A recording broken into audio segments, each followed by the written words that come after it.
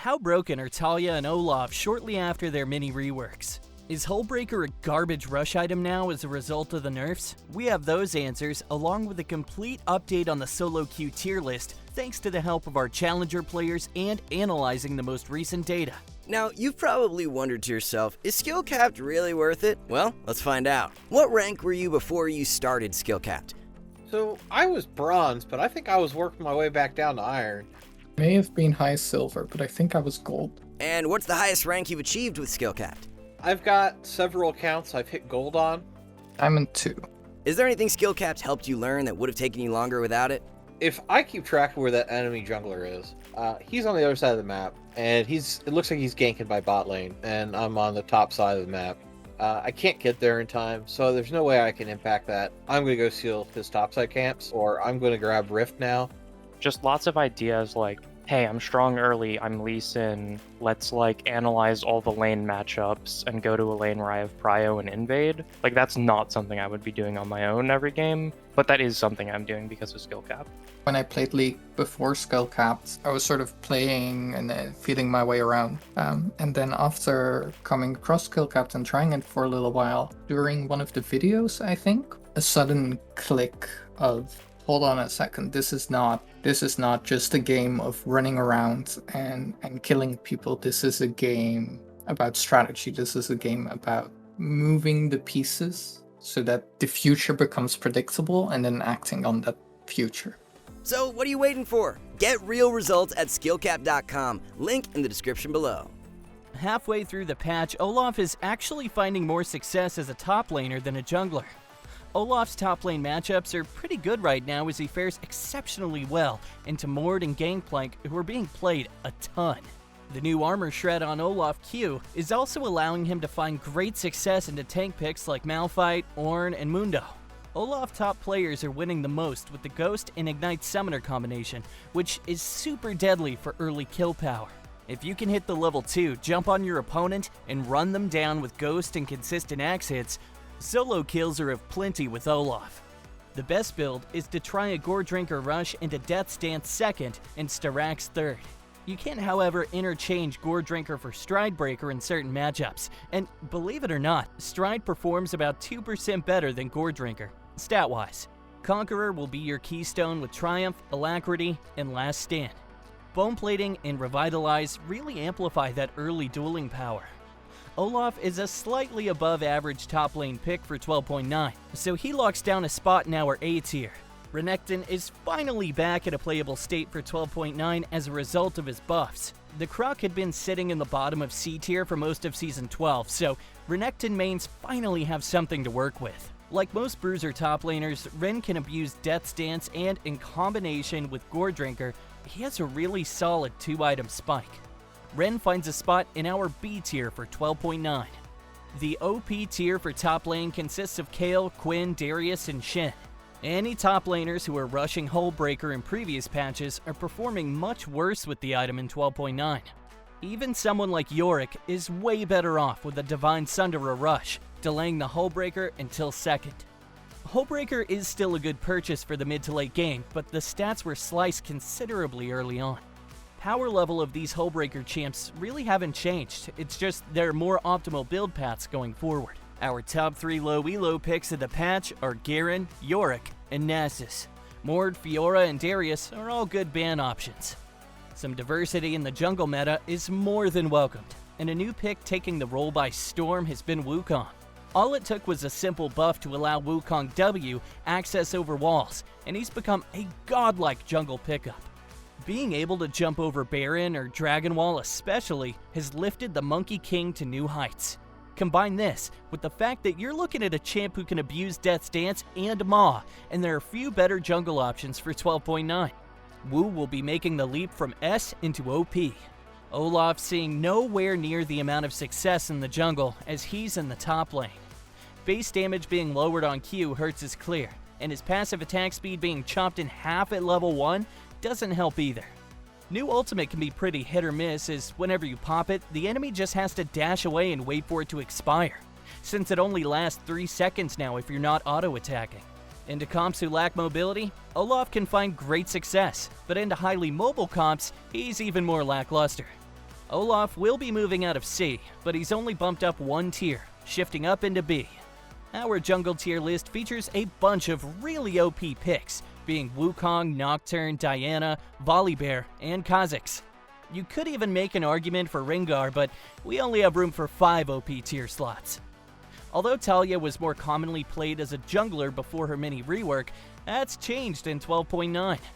Jungle Talia is mediocre at best, as her early game passive nerfs and the fact W no longer deals damage puts a dent in her impact. Mid lane is definitely where Talia is best suited moving forward, as you'll find her in our jungle B tier. Optimal low elo picks for jungle this patch are Rammus, Volibear, and Shyvana. Kha'Zix, Diana, and Rengar are highest on the ban list. As we mentioned, Talia jungle is a pretty average pick, but mid lane Talia is back in a huge way. The change to Talia E is a major factor to her rise in the mid lane, as she can now stun enemies that try to dash through it. This opens up a free W hit, and the ability for your teammates to chain CC as well. Especially in the mid to late game, throwing down E as a zone tool can completely handicap champs like Ahri, Sylas, and LeBlanc, as they'll not be able to reach you.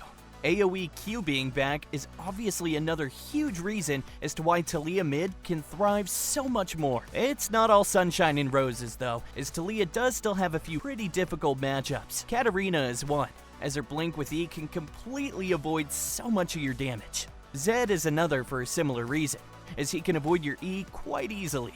As long as you're banning one of those two out, you should be super well off in 12.9, as Talia finds a spot in the upper echelon of OP tier. Unless your name is Davemon, it's probably time to retire Pyke mid going forward. The nerfs this patch were devastating to say the least, and have led to a 7% drop in Pyke's mid lane win rate.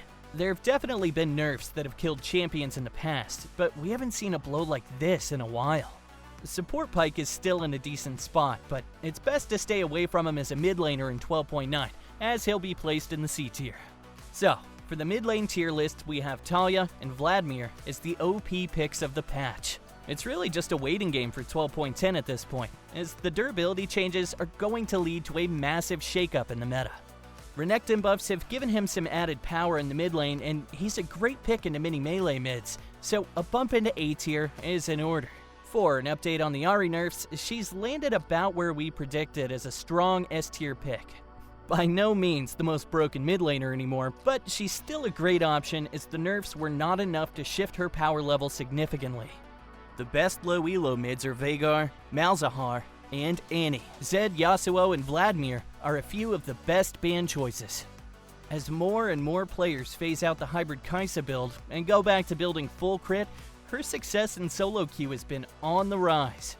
A ton of players in 12.8 were still building Manamune, but Kraken with PD is just so much better now after the changes. When you have all these broken enchanters being played in the support role, choosing crit Kai'Sa and being a stronger, consistent damage threat in fights is much stronger than poke. Kai'Sa will be placed in S tier for 12.9 as one of the stronger ADC pickups. Although Zeri is one of the weakest marksmen right now, she's finding some new life with an on-hit setup. Instead of building full crit or going bruiser with Trinity Force, Blade of the Ruin King with Kraken is performing the best.